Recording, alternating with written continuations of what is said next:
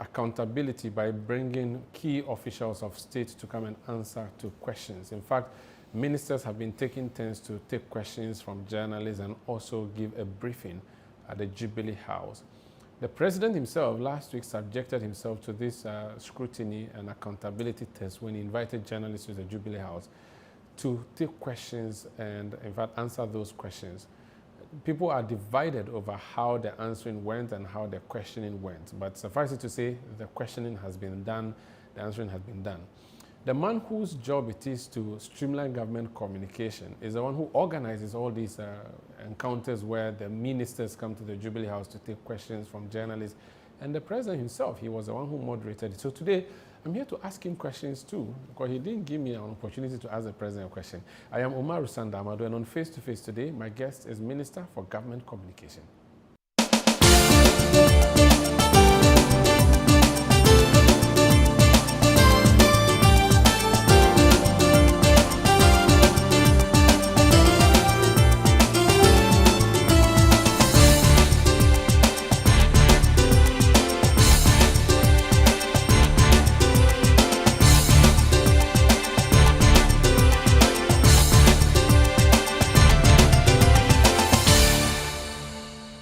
So my guest is Member of Parliament for Abura-Asebu-Kwamankese, a place I've never been to in the Central Region. He is Minister of State in charge of Government Communication. He speaks for the President. Felix, Kwakye, Ofosu, you're welcome. Oh, thank you, Mario. How are you doing? Oh, I'm fine. You should visit AAK sometime. You have to We'll be more than happy to receive you. Let me go and see the place. Is it a rural area, a forest area, a developed? How do you describe Well, it has everything in there. Is it urbanized? Or? There are rural areas, there are urban areas, and then there are urban areas. There's also a vast fishing community, perhaps the largest fishing community in Ghana. Oh, okay. So you're on the coast? Yeah, we are both on the coast and in the hinterland as well. Do you have a river as well? No, we do not. We do not have a river, but so we have a coastline. So a vast coastline. So if I'm going to Takoradi, is your constituency after Cape Coast or before Cape Coast? So it's before Cape Coast. It's after Infantiman. So you come to Yamransa. Yamransa is in Infantiman. Okay. If you turn right, about 4 or 5 kilometers from that junction, Yamransa Junction, you enter Asebu, which is part of the Abura-Asebu-Kwamankese constituency. Okay. And then if you got to Yamransa and went ahead towards Cape Coast, about a kilometer from Yamransa Junction, if you turn left, you go into Mori, which is in AAK. Oh, so if you don't turn... So Mori, I know the Mori Junction. So yes, Mori Junction. So when you turn left, you go into AAK. And then from that part up until where the bridge in front of the Agri Memorial Zion SHS is, it's all part of AAK. So Agri Memorial actually is in AAK. I always assumed that your constituency was deep in the middle between Ashanti region and Central, no, and towards the Ashanti region. No, it is side. not. It is not, yes. So what are the major towns in your... Mori is your biggest? No, Mori is not... Mori is a fishing community, but it is not the biggest. It is the most densely populated. Okay. Has anything between 40 to 50,000 residents. Okay. Other big towns are Bakrampa, where I come from. Okay. There's Asebu itself. The district capital is Abura-Dunkwa. So naturally, that would be the most urban area there is. There is Ayeldo, there's Brafoyao, and many other communities. There's Nyamedom, there's Asumji, and all those communities. There are 265 communities. So your constituency is named after 4 towns? Three traditional areas? 3 traditional areas. So there's Abura, where I come from. So there are people of Abura? Yes, Abura, where I come from. Is it like a Fanti? Oh yes, it's Fanti. Okay, so but Abura is like a group under the Fanti ethnic group? Yes, absolutely. So it's a traditional area. So it's a traditional grouping. Okay. Abura, that's where I come from. There's Asebu, which is perhaps the most popular. Okay. Because of Asebu-Amenfi. That's where Asebu-Amenfi lived many years ago. And then there's Kwamankese, which is the third. So the 3 traditional areas combine to form Abura-Asebu-Kwamankese. So what do they do apart from the fishing? You have agriculture? Yes, agriculture is a mainstay of a majority of the residents in the constituency. Do you have gold? Agrarian. Do we have gold? Well, not yet. There have been rumors of the presence of gold, but we do not have concrete evidence on the basis of prospecting that. So there's no mining happening in your place? None whatsoever. Oh, poor you. Some quarrying takes place. Well, there's a quarry deposit there, and there's a company that what do you call it? Extract these stones. Yeah. My colleague Francisca Kakra-Forson on the City Breakfast Show is from your constituency. From your town, actually. Abakrampa? Yes. Oh, I see. From there. She was actually there this weekend. Oh, I see. That's interesting. And she complained about the road from the road is, all the way to... The road is pretty bad, but thankfully, this year, we expect that at least 2 or 3 roads will be constructed. First of all, the district capital, Abura-Asebu-Kwamankese, will see an improvement on their roads beginning in the latter part of this year. There's a 6-kilometer road that runs through the district capital that will be constructed. From Asebu Junction to Abakrampa itself, that one too is about 4.5 kilometers. That will be constructed. There's a road that the MPP government awarded on contract, but it didn't get anywhere. That's also about 5.5 kilometers. That's Amosima to Edukrom. That one too will be constructed. And then there's a 21-kilometer road from Afrengwa Junction to Abura-Asebu-Kwamankese, the district capital, that we expect that one too will be tackled. So hopefully by late next year we should see significant improvements. Francisca, your member of parliament has made a promise, so he said it should calm down. Everything will be under control. That's what he's saying. I'm not the one. Well, except that she has to introduce herself properly to her representative. Absolutely. Yes. She must touch base. Yeah. Tomorrow she will give you a shout on air and announce all the problems of your constituency for you to hear. But I'm fully aware of the problems. Indeed, it is one of the reasons why I stood to be elected as member of parliament. What's a major issue in your constituency that you sought to fix when you... First of all, it's the poor nature of infrastructure, especially roads. In fact, our roads are very, very bad, among the worst in the whole of Ghana. Not much was done under the... Indeed, if I say not much was done, I would even be embellishing it. Nothing? Virtually nothing was done. Interesting. Virtually nothing was done. And it has left... So does that mean you don't have tarred roads? Very little to look at. The road that runs from Yamransa through to Asen South, that is where the border ends, between the AK and Asen South. That one was constructed, I'm sure, in the 70s or so. That is about... So the Yamransa Junction Road I see, when I go beyond what my eyes can see... It goes all the way to Obuasi. Yes, I know. So it's not a good road. Well, I mean, it's not in very bad shape. Okay. But it's been there for decades. Okay. It could use some improvement. So but that is about it's bitumen, it's not asphalt. It's bitumen, yes. Okay. That's about the best road we have. Wow. The constituency. But it only runs through the constituency. It doesn't go into the so inner roads communities. Are not good. Yes, then there's one that was started from Mankesim to Tetsi Junction. But it got to a point where they truncated it. The contractor has not been seen. We are making efforts to get him to go back onto the road. Then there was one that they attempted between Abakrampa and a town called Asomdwe. But the work done really is not that impressive. And we could do with much better routes. But that's about it. Everywhere else is untarred, very, very rough routes. Do you have secondary schools? Yes, we have 5. There's Agri Memorial Zion SHS, which is the most prominent. There's Mori Senior Technical School, which was established by President Mahama. So it has one of the community day schools. I must say that it was an existing school. Okay, but they were in dilapidated structures, very small. President Mahama expanded it through the community day senior high school. Okay. There's so it's an E-block? Yes, an E-block, okay. Yes. We are hoping to add boarding facilities to it. Okay. And I'm working, in fact, in the coming weeks, I should be donating some bank beds and desks to them so that it can help students there live more comfortably. Okay. There's also the Aswansi Technical Institute, which incidentally is the oldest technical institute in Ghana. I see.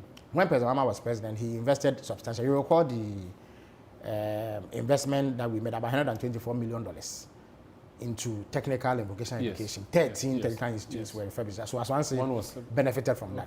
So it has decent facilities, which make for effective learning. But of course, they could do with more help. And I'm working around the clock to see what help we can get them. And then there is a Abraman Senior High School in the district capital, Abura-Asebu-Kwamankese. And then the one in my hometown, Abakrampa Senior High School, or Abbas for short. So there are 5 senior high schools in the country. What about health? Do you have a district hospital? We have a district hospital which is not in good shape.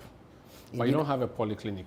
No. I've made representations to the health ministry to see if they can refurbish the district hospital. It's not in good shape at all. How about CHIPS compound? Remember? Yes, we have about 18 CHIPS compounds. Oh, then your salary that was deducted in the last administration. Oh yes. No, it's helped you. And again, I must put that on record. Indeed, when the deductions were made, 10% of our salary was deducted.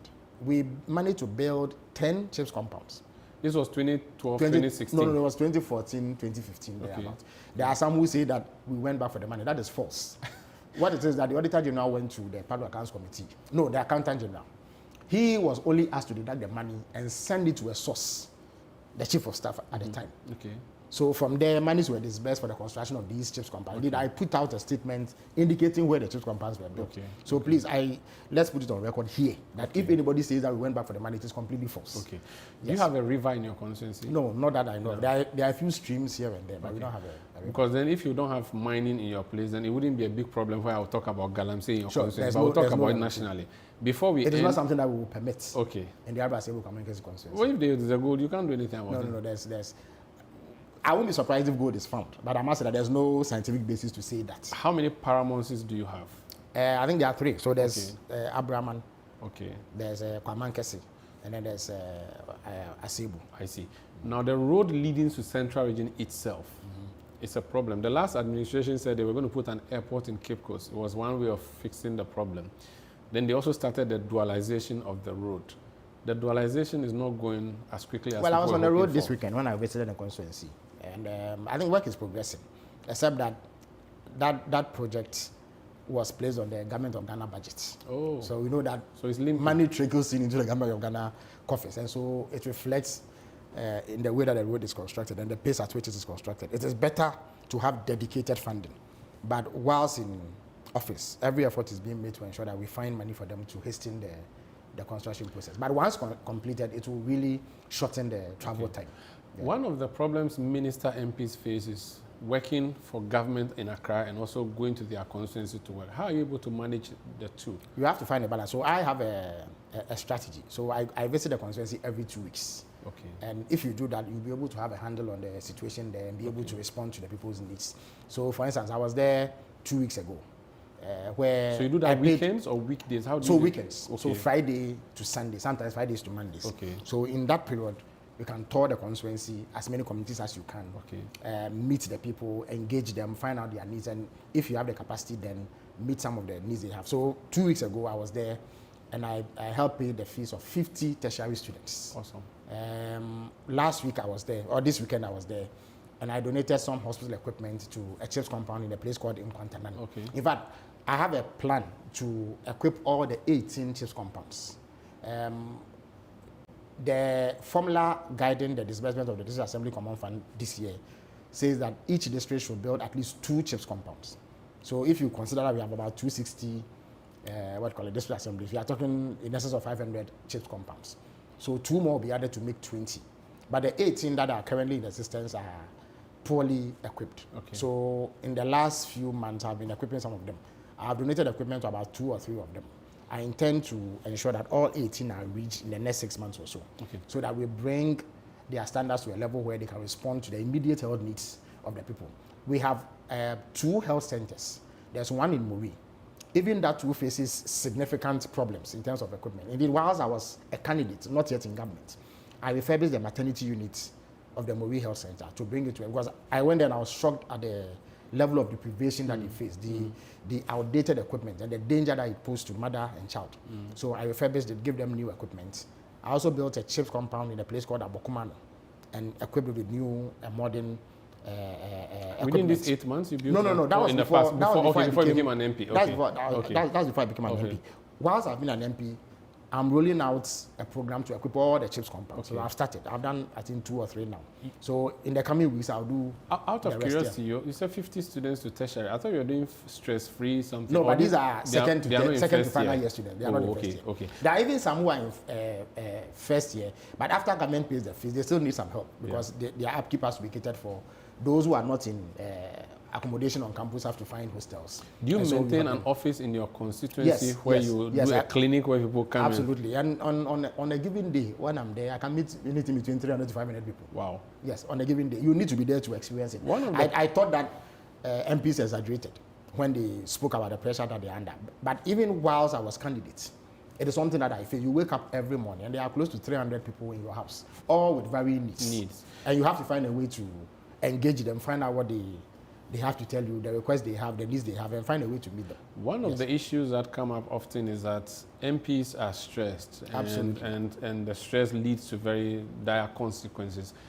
you are managing government communication, you are a member of parliament, you have to be at the Jubilee House, run a ministry and all of those things, and also go to your constituency. I hope you are getting time to rest so that you don't stress. Well, I do the best I can.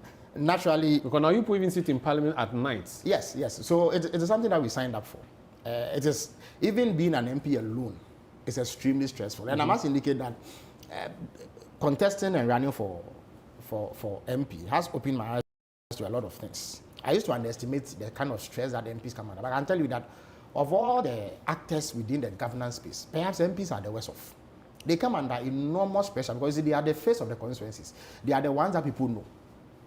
And so people go to them with all manner of requests that stretch them, to their limits.